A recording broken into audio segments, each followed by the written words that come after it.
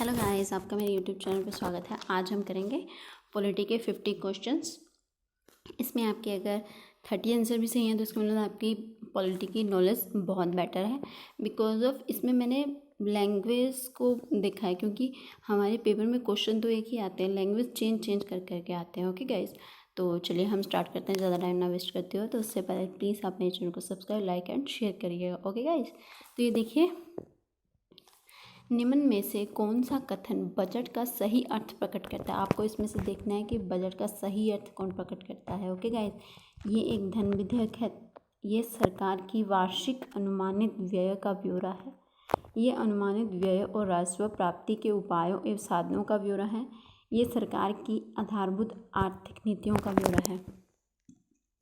देखिए, आपको पहले क्वेश्चन से ही पता चल जाएगा, है तो बजट से रिलेटेड बात पूछी गई, लेकिन किस तरह से लैंग्वेज चेंज होती है क्वेश्चन की। ओके गाइस, वो देखेंगे आज हम। ओके, तो देखिए इसका आंसर क्या, आप प्लीज़ अपनी नोटबुक पे आंसर को लिख लीजिएगा और बाद में मुझे कमेंट करके बताइएगा कि आपके कितने सही हुए थे। ओके गाइस, तो चलिए इसका आंसर है सी। ये अनुमानित व्यय और राजस्व प्राप्ति के उपायों साधनों का ब्यौरा है। देखिए, बात तो एक ही है कि बजट क्या होता है, लेकिन फिर भी उसे किस ढंग से प्रेजेंट करना है वो एक अलग मैटर है। ओके, देखिए, तो यानी कि फर्स्ट का आंसर है सी। ओके, तो अब देखेंगे हम सेकंड क्वेश्चन। निम्नलिखित में से कौन एक प्रधानमंत्री के कार्यों में नहीं है। वह मंत्रिमंडल की बैठकों की अध्यक्षता करता है। ओके, वह मंत्रिमंडल की बैठकों के लिए कार्यसूची तैयार करता है। ओके, वह विभिन्न विभागों के कार्यक्रम में समन्वय स्थापित करता है। ओके, वह संसद की विभिन्न स्थायी तथा तदर्थ समितियों का सभापतित्व करता है। अब आप देखेंगे गाइस इसमें से कौन सा आंसर। ये देखिए यहाँ पे दिया गया है, नहीं करता है। वो मंत्रिमंडल की बैठकों के लिए कार्यसूची तैयार नहीं करता। अब इतना छोटा सा काम प्रधानमंत्री करेंगे तो बाकी सब वहाँ पे क्या करेंगे, है ना। तो ये देखिए, अभी नेक्स्ट क्वेश्चन देखेंगे हम, थर्ड नंबर। भारत की संसद में सरकारी कार्य के संचालन के संदर्भ में समापन क्लोजर शब्द क्या निर्दिष्टित करता है। देखिए गाइस,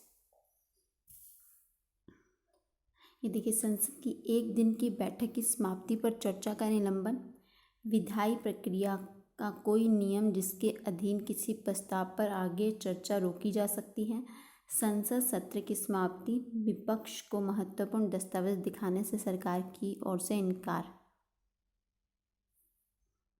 वो देखिए इसका आंसर क्या होगा। इसका आंसर है बी, विधायी प्रक्रिया का कोई नियम जिसके अधीन किसी प्रस्ताव पर आगे चर्चा रोक दी जाती है। या देखिए, आप इसमें देखिए वर्डिंग, देखिए आप कितनी हैवी है। आप सिंपल देखेंगे तो आप सिंपल वर्डिंग में पूछेंगे कि क्लोज क्या होता है, संसद में क्लोज किससे से अभिप्राय क्या है, ये क्वेश्चनिंग होती है। ओके गाइस, लेकिन पेपर में बहुत कई बार हैवी क्वेश्चनिंग पूछी जाती है। जैसे हम बोलते हैं ना, पेपर बहुत टफ आया था, सिंपल आया था, तो उसमें क्वेश्चन क्या होता है कि जो संसद की क्लोजर प्रणाली होती है उसे क्या कहा जाता है। अब देखिए इसमें कितना घुमा फिरा के पूछा गया, हमें पेपर में ऐसे ही पूछा जाता है। ओके गाइस, तो इसका आंसर क्या है कि देखिए, अभी कोई भी विधि प्रक्रिया चल रही है, उस प्रस्ताव को आगे नहीं बढ़ाना है, उसको ख़त्म कर देना है, तो उसके लिए क्लोजर प्रणाली आती है ना गाइस। तो देखिए, ये देखिए क्वेश्चन। और गाइस, अगर आपको मेरे क्वेश्चन अच्छे लग रहे हो तो please like, share, subscribe. Okay guys, तो ये देखिए, संघीय सरकार संसद द्वारा सूची के किसी विषय पर कानून बना सकती है। राज्यसभा उपस्थित तथा मतदान करने वाले 2/3 सदस्यों के मत से राष्ट्रीय हित में ऐसा आवश्यक होना का प्रस्ताव करे। संबंधित राज्यों के राज्यपाल तथा मुख्यमंत्री ऐसा अनुरोध करें। राष्ट्रपति राष्ट्रीय हित के लिए ऐसा आवश्यक समझे। लोकसभा ऐसा प्रस्ताव पास करे। अब देखिए, संघीय सरकार संसद द्वारा सूची के किस विषय पर कानून बना सकती है। देखिए गाइस, इसकी लैंग्वेज देखिए, आपको सिंपल सा क्वेश्चन मिल सकता है कि संघीय सरकार संसद की किस प्रकार की कानून बना सकते हैं, उसके बाद थोड़ा सिंपल लिखा हो सकता है, लेकिन बहुत ही टफ है ये वर्डिंग। तो ये देखिए, अगर पेपर आपका बहुत टफ आ गया तो उसमें मतलब उसमें वर्डिंग में बहुत ज़्यादा वर्क किया गया है, उसकी लैंग्वेज में बहुत वर्क हुआ है, और हमें लैंग्वेज को ही पकड़ना होता है गाइस। अगर हम लैंग्वेज को पकड़ लें तो ऑब्वियसली हम पेपर पास कर लेंगे। अब ऐसे क्वेश्चन अगर पेपर में आएंगे हमारे लैंग्वेज हैवी लैंग्वेज, तो हम नहीं कर पाएंगे, बिकॉज ऑफ हमने प्रैक्टिस नहीं करी उनकी। हम जितनी प्रैक्टिस करेंगे उतना ही हम पेपर में कर पाएंगे गाइस। ओके, तो ये देखिए 4 नंबर का है ए आंसर। संघीय सरकार द्वारा सूची के किसी विषय पर कानून बनाया जा सकता है? राज्यसभा उपस्थिति तथा मतदान करने वाले 2/3 सदस्यों के मत से राष्ट्रीय हित में ऐसा आवश्यक समझा जाए तो। आपको पता है ना कि संघीय सरकार संसद द्वारा सूची के किसी भी विषय पर कानून बना सकती है। ओके गाइस, ये देखिए, यानी कि आपको पता है ना कि राज्यसभा अगर कहे तो अगर मतलब कि अगर कोई स्टेट से रिलेटेड टॉपिक है, स्टेट लिस्ट का कोई टॉपिक है, तो राज्यसभा अगर उस पर कहती है कि इस पर मतलब कि ये राष्ट्रीय हित में है तो आप सेंटर को दे दीजिए ये पॉइंट, तो सेंटर उसके ऊपर कार्य कर सकता है। राज्य के प्रस्ताव के ऊपर भी कार्य कर सकता है संसद। ओके, ये भी नेक्स्ट क्वेश्चन देखेंगे अब हम। संसद द्वारा पारित कोई गैर धन विधेयक राष्ट्रपति द्वारा संसद को पुनर्विचारार्थ लौटाए जाने पर यदि वह दोबारा बिना किसी संशोधन के पारित कर दिया जाए तो उसे क्या कहते हैं? तो राष्ट्रपति उसके ऊपर क्या करेंगे? अब थिंक करिए आपके राष्ट्रपति उनके ऊपर क्या करेंगे। देखिए क्वेश्चन क्या कह रहा है कि संसद द्वारा पारित कोई गैर धन विधेयक नहीं है, कोई गैर धन विधेयक है, राष्ट्रपति द्वारा संसद को पुनः विचार के लिए लौटा दिया गया था, यानी कि पहले तो पास कर दिया गया वो संसद से, दोनों सदनों से, और राष्ट्रपति को साइन करने के लिए भेजा, लेकिन राष्ट्रपति ने साइन नहीं किया, उन्होंने वापस लौटा दिया। अब देखिए, अब इस स्थिति में आगे क्या होगा, ठीक है, किसी संशोधन का इस स्थिति में आगे क्या होगा। देखिए क्या होगा गाइस, क्या होगा उसका, थिंक इट। राष्ट्रपति को उस पर हस्ताक्षर करने ही होंगे, क्योंकि अगर संसद ने दोबारा पास करके भेजा है ना वो लेटर, तो उनको वो साइन करने ही पड़ेंगे, इसके बाद उनकी कोई वो नहीं चल पाती है। ओके गाइस, अब देखेंगे हम 6 नंबर क्वेश्चन। भारत का राष्ट्रपति अपने निषेधाधिकार शक्ति वीटो का प्रयोग कर सकता है? देखो अभी देखो ये वीटो क्या होती है, उसकी एक वीटो पावर भी होती है जिसपे वो कार्य कर सकता है, लेकिन वीटो पावर क्या होती है अब ये देखेंगे हम। 6 नंबर का क्वेश्चन है डी, केवल साधारण विधायकों के लिए यूज होती है वीटो पावर। ओके गाइस, संविधान में संशोधन करने की भारतीय संसद शक्ति कुछ सीमाएं हैं, ये हैं, क्या सीमाएं हैं उनकी। संसद मूलाधिकारों के प्रावधानों में कोई संशोधन नहीं कर सकती, संसद संविधान में कोई प्रतिगामी संशोधन नहीं कर सकती, संविधान के मूल ढांचे में संसद कोई संशोधन नहीं कर सकती, उपरोक्त सभी। क्या आंसर होगा इसका 7 का? जल्दी जल्दी करते हैं गाइस क्योंकि बहुत टाइम लगेगा नहीं तो। इसका सी आंसर सही है, संविधान के मूल ढांचे में संसद कोई संशोधन नहीं कर सकती। ओके, यानी कि हमारे जो संविधान के निर्माता थे ना, उन्होंने बोला कि संसद के लोग आगे चलकर अगर चाहें वो संशोधन कर सकती है, लेकिन वो उसके मूल ढांचे को नहीं बदल सकती, उसमें कुछ ऐड करना तो कर सकती है, उसके लिए उन्हें छूट है, लेकिन वो उसके जो स्ट्रक्चर है मेन, जैसे प्रस्तावना को नहीं हटा सकती, इस तरीके की कुछ भी नहीं कर सकती वो, उसमें अगर कुछ ऐड करने की बात है तो वो कर सकती है। ओके गाइस, तो देखिए संविधान के अनुसार लोकसभा के अधिवेशन, इस अभी मैं सीधा आपको आंसर बताऊंगी क्योंकि अगर मैं ये पूरा पढ़ने लगूंगी बहुत टाइम जाएगा इसमें। ओके, तो बताइए इसका गैस क्या आंसर होगा। 8 नंबर क्वेश्चन है आपका ये। देखिए, वर्ष में 3 बार होना चाहिए और 2 अधिवेशनों के मध्य 2 माह से अधिक वर्ष होना चाहिए। ये तो सिंपल सा क्वेश्चन है, आपको पता होगा ही, बस लैंग्वेज का फ़र्क है, मैं वही तो कह रही हूँ आपको। वर्ष में 2 बार होना चाहिए और दोनों अधिवेशनों के मध्य 6 माह से अधिक का अंतराल नहीं होना चाहिए। ओके गाइस, इसका आंसर है डी।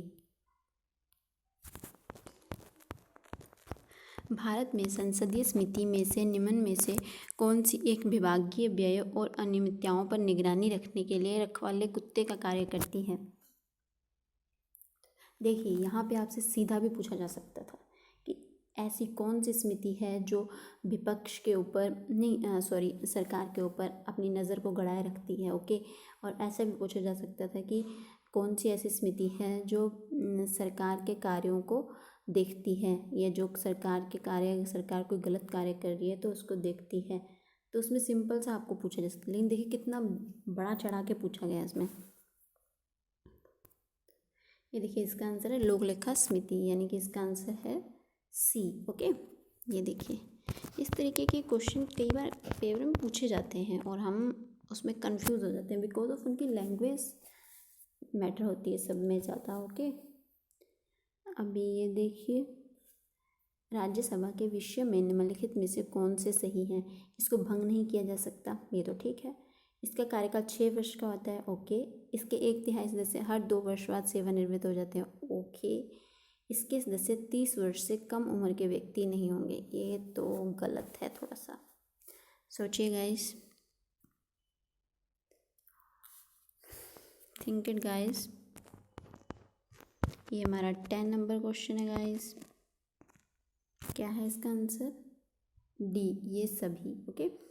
ये सभी कार्य होते हैं। इसमें 6 वर्ष होती है उनका मैक्सिमम कार्यकाल, और भंग तो उसे किया नहीं जा सकता, आपको पता ही है बात। और 1/3 सदस्य हमेशा 2 साल बाद सेवानिवृत्त हो जाते हैं, और 30 वर्ष इसकी आयु होती है, यानी 30 वर्ष से ज़्यादा आयु वाले व्यक्तियों को ही राज्यसभा में सदस्य बनाया जाता है। जब राज्यपाल विधानमंडल द्वारा पारित बिल को रोकता है तब क्या होता है? देखिए, अब राज्यपाल की बारी है। राज्यपाल क्या करता है? वो क्या करेगा? वो इसे राष्ट्रपति को भेज सकता है, वो चाहे तो इसे राष्ट्रपति को भेज सकता है, अगर उसे समझ में ना आए तो वो राष्ट्रपति को भेज सकता है। भारत का उपराष्ट्रपति क्या करता है? देखिए, भारत का उपराष्ट्रपति कैसे चुना जाता है? जनता द्वारा प्रत्यक्ष रूप से निर्वाचित किया जाता है, चुना जाता है, उसके अकॉर्डिंगली उनसे निर्वाचन मंडल द्वारा चुना जाता है, जो राष्ट्रपति का निर्वाचन करता है। लोकसभा तथा राज्यसभा की संयुक्त बैठकों में चुना जाता है, केवल राज्यसभा के सदस्यों द्वारा निर्वाचित होता है। बताओ क्या होता है इसका? चुनाव तो होता ही है उपराष्ट्रपति का, ओके गाइस। तो थिंक इट, क्या होगा इसका आंसर?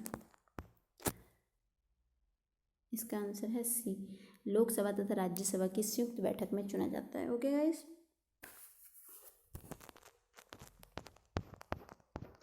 राष्ट्रपति की निर्वाचन प्रक्रिया को संविधान में संशोधन द्वारा बदला जा सकता है, परंतु इस प्रकार के संशोधन के लिए कितना चाहिए? सिंपल सा क्वेश्चन है कि राष्ट्रपति का अगर निर्वाचन करना है, उसकी प्रक्रिया को बदलने का क्या आधार है? अभी देखिए, इसमें इतना सब वो है कि हमें समझ में नहीं आ रहा कि इसका आंसर क्या होगा, ओके गाइस। बहुत दिमाग लगाना पड़ता है। आप पेपर में तो वैसे भी इंसान का दिमाग इतना फास्ट नहीं चलता है कि हम ये सब देख सकें, ओके। तो देखिए इसका आंसर, देखिए गाइस क्या होगा, क्या है क्वेश्चन? राष्ट्रपति की निर्वाचन प्रक्रिया को संविधान में संशोधन द्वारा बदला जा सकता है, इस प्रकार के संशोधन के द्वारा बदला जा सकता है। इसका आंसर है डी, लोकसभा तथा राज्यसभा के 2/3 बहुमत तथा उसके आधे से अधिक राज्यों की विधानसभा द्वारा अनुमोदन से किया जा सकता है, यानी कि लोकसभा और राज्यसभा के 2/3 बहुमत से, ओके। लोकसभा और राज्यसभा के 2/3 बहुमत से, और आधे से अधिक राज्यों की विधानसभाओं द्वारा, जो हमारे राज्य हैं उनसे आधे राज्य मंजूर होने चाहिए इस बात को लेकर के, ओके। आर्टिकल 352 के तहत आपातकाल की घोषणा कब की जा सकती है? देखिए, जब युद्ध, वाह आक्रमण या आंतरिक उपद्रव की संभावना हो, जब युद्ध, बाह्य आक्रमण तथा या सशक्त विद्रोह हो गया हो या होने की संभावना हो, जब किसी राज्य में संवैधानिक व्यवस्था विफल हो गई हो, जब देश में वित्तीय संकट पैदा हो गया हो। इसका आंसर क्या है गाइस? इसका आंसर है बी, जब युद्ध, बाह्य आक्रमण या सशक्त विद्रोह हो गया हो, होने की संभावना हो, ओके। अब नेक्स्ट जगह, किन किन परिस्थितियों में राष्ट्रपति संसद का संयुक्त अधिवेशन बुला सकता है? इसका आंसर है डी, उपरोक्त सभी। एक सदन द्वारा पारित विधेयक को दूसरे सदन द्वारा रद्द कर देने के बाद, एक सदन द्वारा विधेयक में पारित संशोधन दूसरे सदन द्वारा स्वीकृत न किए जाने पर, एक सदन द्वारा विधेयक की प्राप्ति के 6 माह तक कोई कार्रवाई नहीं करने पर। निम्नलिखित में से कौन सा अधिकार भारत के राष्ट्रपति को प्राप्त नहीं है? Think it guys. उच्चतम न्यायालय तथा उच्च न्यायालय के न्यायाधीशों की नियुक्ति वो तो करते हैं राष्ट्रपति। उच्चतम न्यायालय तथा उच्च न्यायालय के अधिकारों को हस्तगत करने की, प्रधानमंत्री एवं अन्य मंत्रियों की नियुक्ति करना, संसद का अधिवेशन आहूत करना या उसका सत्रावसान करना, कौन से काम नहीं करते गाइस? ये बी नहीं करते। उच्चतम न्यायालय तथा उच्च न्यायालय के अधिकारों को हस्तगत करने का उनको नहीं हटाते ये, ओके। देखिए, राष्ट्रपति भारत की अकस्मात निधि से किसकी अनुमति से धन का व्यय कर सकते हैं? Thinking guys.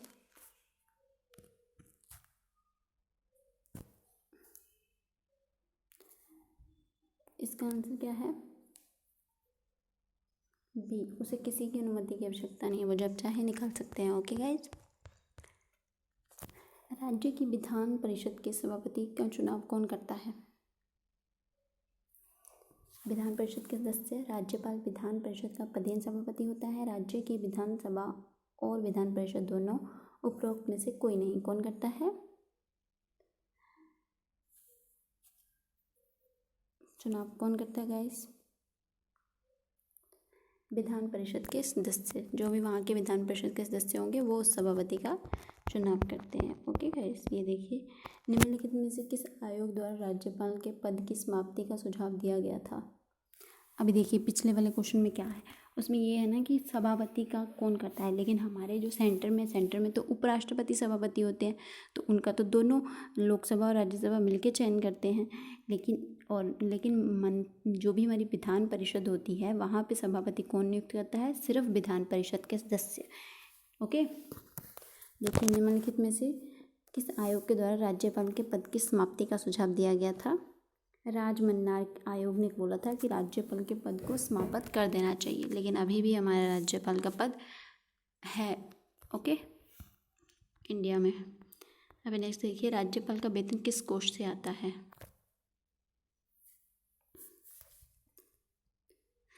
किससे आता है? राज्य की संचित निधि से। ओके, जिस राज्य के वो राज्यपाल होते हैं वो देते हैं उनका पेमेंट। ओके।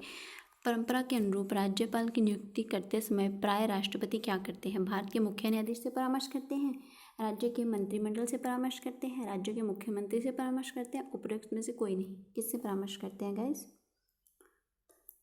उस राज्य के मुख्यमंत्री से परामर्श किया जाता है, यानी सी आंसर सही है इसका।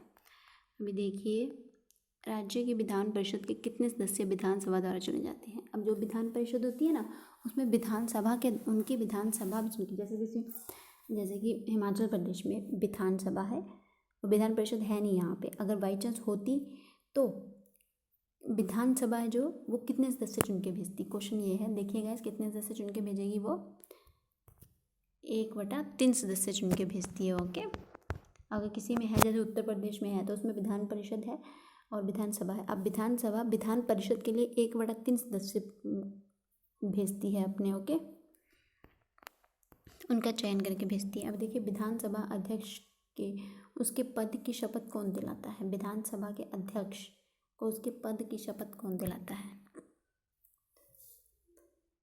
पेपर में गाइस आप क्वेश्चन को 1-2 बार रिपीट ज़रूर करें, क्योंकि क्वेश्चन में कई बार कुछ पूछा होता है, हम आंसर कुछ लगा देते हैं, बिकॉज ऑफ हमें लगता है कि हमने जो एक बार पढ़ा है वो हम जल्दी में पढ़ते हैं। तो गाइस हमें क्वेश्चन को 2 बार तो एटलीस्ट पढ़ना ही चाहिए।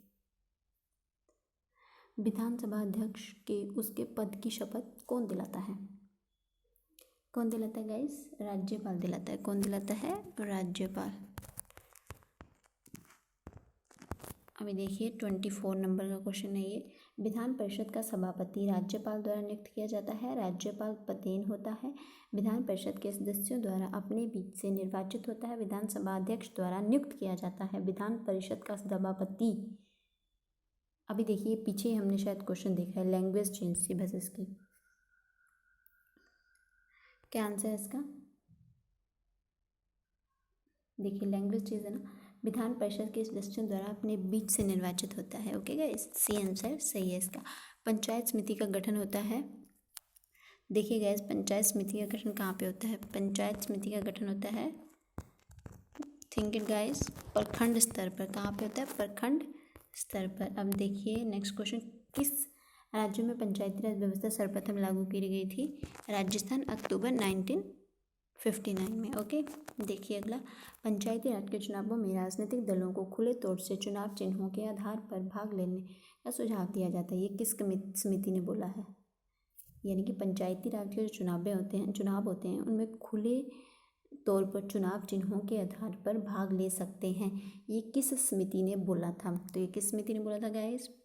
ये बोला था अशोक मेहता समिति ने। ओके गाइस, अगर आपको पंचायती राज से रिलेटेड कोई भी बात जाननी है गाइस, तो मैंने इसके ऊपर 2-3 वीडियो बनाई है, उसमें मैं बहुत ही अच्छे से पंचायती राज बताया। तो अगर आपको कुछ भी डाउट हो तो आप जाके देख सकते हैं। ओके गाइस, ये देखिए मिलान करना है। जो पंचायती राज से रिलेटेड भत्ते हैं वो मिलान करेंगे। इसका आंसर है सही बी। ए का ए ही सही है गाइस, और बी का बी सही है, और सी का सी, और डी का डी। ये देखिए 243 ए में पंचायतों का गठन है, 243 बी में ग्राम सभा है, 243 सी में पंचायतों की संरचना है, 243 डी में संस्थानों का आरक्षण है। उसमें मैंने आर्टिकल्स भी सारे बताए हैं गाइस, अगर आप देखना चाहें तो देख सकते हैं। ओके, ये देखिए मूल अधिकारों को परिवर्तित करने के लिए रिट जारी करता है। रिट कौन जारी करता है गाइस? उच्चतम न्यायालय और उच्च न्यायालय दोनों। ओके गाइस, अब देखेंगे हम 30 नंबर का क्वेश्चन। भारत का सर्वोच्च न्यायालय एक समादेश जारी करके घोषणा करता है कि वह प्रतिवादी जिस पद पर है वह उसका अधिकारी नहीं है, अथवा वो उस विशेषाधिकार का अधिकारी नहीं था जिसका वह प्रयोग कर रहा है। गाइस, अगर वो रिट्स से रिलेटेड कोई जानकारी चाहिए तो उसके ऊपर भी मैंने फुल वीडियो बनाई है, डिटेल में समझाया कि रिट्स क्या होती है, आप वो भी देख सकते हैं। इसका आंसर क्या होगा गाइस? 30 नंबर का क्वेश्चन है ये गाइस। सी, अधिकार परीक्षा, यानी कि उसके अधिकार में नहीं आती है वो बात, फिर भी वो कार्य कर रहा है, इसके ऊपर रिट लगाई जा सकती है। एक सेकंड, अब गाइस टाइम बहुत लग रहा है, लेकिन अब गाइस अगर आपको अच्छे से तैयारी करनी है तो टाइम तो देना ही पड़ेगा गाइस। ओके, ये देखिए उच्च न्यायालय के न्यायाधीशों की नियुक्ति, इसका आंसर कौन सा सही है? इसका आंसर है ए सही है। कौन सा आंसर सही है इसका? ए। ये देखिए एक सेकंड, यस 31st नंबर का क्वेश्चन है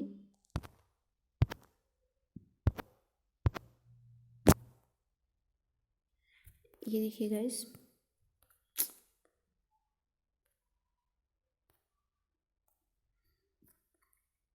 इसका आंसर कौन सा सही है? ए। उच्च न्यायालयों के न्यायाधीशों की नियुक्ति कौन करता है? उच्चतम न्यायालय का मुख्य न्यायाधीश। ओके, और देखिए उच्च न्यायालय के न्यायाधीशों को पद एवं गोपनीयता की शपथ कौन दिलाता है? देखिए गाइस बी का 1 राष्ट्रपति। ओके गाइस, उच्चतम न्यायालय सुप्रीम कोर्ट की बात हो रही है। राज्य के महाधिवक्ता की नियुक्ति कौन करता है? राज्य के महाधिवक्ता, थिंक इट गाइस, कौन करता है? राज्यपाल करता है। उच्च न्यायालय के न्यायाधीशों को पद एवं गोपनीयता की शपथ कौन दिलाता है? उच्च न्यायालय का मुख्य न्यायाधीश। ओके गाइस, उच्च न्यायालय के न्यायाधीशों की नियुक्ति उच्चतम न्यायालय का मुख्य न्यायाधीश करता है। ओके गाइस, तो इसके ये आंसर थे। अभी हम नेक्स्ट देखेंगे। ये देखिए उच्च न्यायालय अनुच्छेद 226 के अधीन किसके विरुद्ध रिट जारी कर सकता है? ओके गाइस, देखिए किसके विरुद्ध रिट जारी कर सकता है, आपको पता है ना 32 में सुप्रीम कोर्ट रिट जारी करता है, और 226 में उच्च न्यायालय करता है। ओके गाइस, देखिए कौन कौन से रिट जारी करते हैं ये।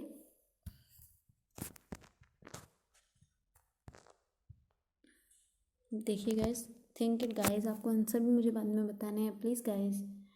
इसका आंसर सही है 2, 1 और 2, यानी कि सामान्य व्यक्ति और पदाधिकार।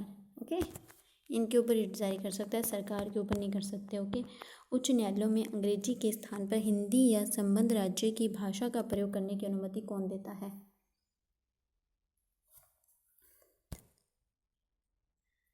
कौन देता है गाइस?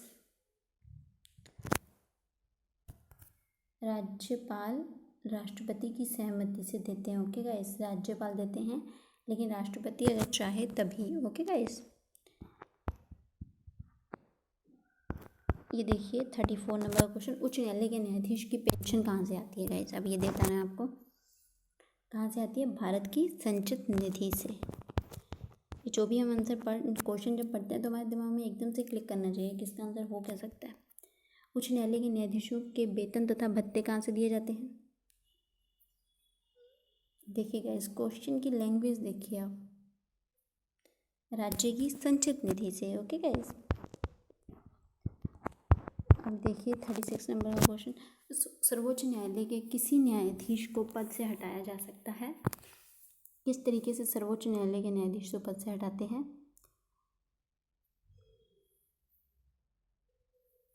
थिंक इट गाइस, किस तरीके से हटाया जाता है? विशेष बहुमत में संसद के दोनों सदन प्रस्ताव पारित कर दे तथा राष्ट्रपति उसका अनुमोदन दे दे। ओके गाइस, जिससे हमारा कानून बनता है कोई भी उस तरीके से। ये देखिए, साधारणतः सर्वोच्च न्यायालय की बैठक नई दिल्ली में होती है, परंतु ये बैठक किसी अन्य स्थान पर भी हो सकती है। कौन इसकी आज्ञा देता है? इसकी आज्ञा कौन दे सकता है गाइस? इसकी आज्ञा दे सकते हैं राष्ट्रपति। ओके, राष्ट्रपति इसकी स्वीकृति दे सकते हैं। ओके, प्राय प्रत्येक राज्य में एक उच्च न्यायालय होता है, परंतु दो या दो से उससे अधिक राज्य के लिए एक ही उच्च न्यायालय की स्थापना की जा सकती है। ऐसा करने का अधिकार होता है संसद के पास होता है। ओके गाइस, किसके पास होता है? संसद के पास होता है। किसी भी दल को राष्ट्रीय दल का दर्जा दिए जाने के लिए क्या क्या इंपॉर्टेंट है? उस दल को किन्हीं 4 राज्यों में 6% या उससे अधिक मत प्राप्त करने होंगे, लोकसभा की 3 सीटें जीती होंगी, अथवा कम से कम 3 राज्य 2% सीटों लोकसभा की जीती हों, या राजनीतिक दल जो विधानसभा की 2 सीटें जीती हों। आंसर सोचिए गाइस, इसका क्या होगा? Think it guys. इसका आंसर होगा बी, सॉरी ये वाला नहीं, ये वाला बी, 1 और 2 3 है। उस दल को किन्हीं 4 राज्यों में 6% या उससे अधिक मत प्राप्त करने होंगे। ओके, लोकसभा की 3 सीटें जीती हों, अथवा कम से कम 3 राज्यों में 2% सीटें लोकसभा की जीती हों। ओके, अभी नेक्स्ट देखिए, भारत के दबाव समूह अपने उद्देश्यों की पूर्ति के लिए अनेक कार्यविधियों का प्रयोग करते हैं। कौन सी कार्यविधियों का प्रयोग करते हैं गाइस? वो जो दबाव समूह होते हैं क्या क्या कार्य को यूज़ करते हैं? 2 आंसर सही है इसका, 1 2 और 4।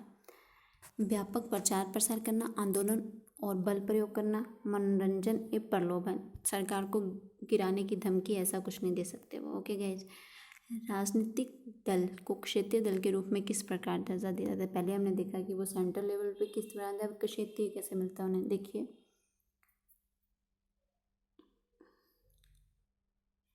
ये देखिए, वह राज्य में या तो लोकसभा अथवा विधानसभा चुनाव में 4% वोट पाता हो। ओके, 4% वोट पाता हो। निम्नांकित में से कौन सा भारत में चुनावी सुधारों से संबंधित है? चुनाव सुधारों से संबंधित नहीं है, सॉरी नहीं है। दिनेश गोस्वामी भी संबंधित है, इंद्रजीत गुप्ता स्वामी भी, तारकुंडे स्वामी भी, लेकिन GV राव समिति इससे रिलेटेड नहीं है। ओके गाइस, ये देखिए, EVM का प्रयोग भारतीय चुनावों में कब किया गया था? EVM का प्रयोग कब किया गया था गाइस भारतीय चुनावों में? थिंक इट गाइस, कब किया गया था? 1998 से। ओके गाइस, 1998 से। ओके, अभी हम देखेंगे 44 नंबर का क्वेश्चन। किस संविधान संशोधन के माध्यम से मताधिकार की आयु 21 वर्ष से घटाकर 18 वर्ष कर दी गई थी? कौन सा संविधान संशोधन था वो गाइस? 61वें संविधान संशोधन के द्वारा। ओके, एकदलीय प्रणाली निम्न में से किसका लक्षण है? किसका लक्षण होती है एकदलीय प्रणाली गाइस? सर्वाधिकारवादी राज्य का। ओके, जहाँ पे सिर्फ एक ही दल होता है। ओके गाइस, अभी देखिए, 46 राजनीतिक दल का लोकसभा में पूर्ण बहुमत होता है। इसका तात्पर्य क्या होता है? संसद संख्या 50% से अधिक है, संसद संख्या में बहुमत है, बहुमत का समर्थन है, 50% सदस्य संख्या है। कौन सा है? सदस्य संख्या 50% से अधिक है। ओके, मतदाता सूचियाँ तैयार करने अर्थात उसका संशोधन करने का प्रमुख दायित्व किसका होता है? अब देखिए, जो मतदाता सूचियाँ बनती हैं उनको कौन तैयार करता है? मतदाता पंजीकरण अधिकारी तैयार करते हैं। ओके गाइस, किसी निर्वाचन क्षेत्र में मतदान से पूर्व प्रचार प्रसार कार्य कब बंद हो जाता है? 48 आवर से पहले, यानी सी आंसर सही है इसका। हो गया गाइस, अभी देखिए, किन आम चुनावों के बाद भारत में मिलीजुली सरकार का युग आरंभ हुआ था? कौन सी में हुआ था? चतुर्थ आम सभा में, पंचम आम सभा में, द्वितीय आम सभा में, 8वें आम सभा में? कुछ में हुआ था चतुर्थ आम सभा में। ओके गाइस, अभी देखिए 50 नंबर का क्वेश्चन। भारतीय संविधान के किस अनुच्छेद के अंतर्गत मंत्रिपरिषद सामूहिक रूप से लोकसभा के प्रति उत्तरदायी होती है? कौन सा आर्टिकल है वो?